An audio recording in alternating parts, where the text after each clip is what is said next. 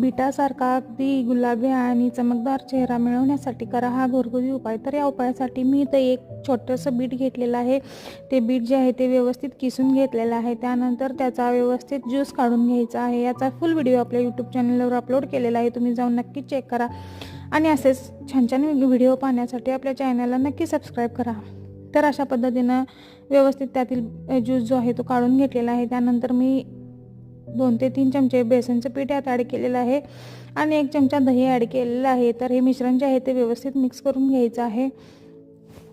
मला थोडंसं बेसन पीठ कमी वाटलं, त्यामुळे मी अजून थोडंसं बेसन पीठ यात ॲड केलेलं आहे. तर तुम्ही देखील हा उपाय नक्की ट्राय करून पहा. तुम्हाला देखील अगदी गुलाबी स्किन 10 मिनिटातच भेटणार आहे. तर हे मिश्रण जे तयार झालेलं आहे ते आता व्यवस्थित चेहऱ्याला लावून घ्या. एक 5 ते 10 मिनिटं हे सुकण्यासाठी ठेवून द्या. त्यानंतर थंड पाण्याने वॉश करून घ्या. थँक्यू.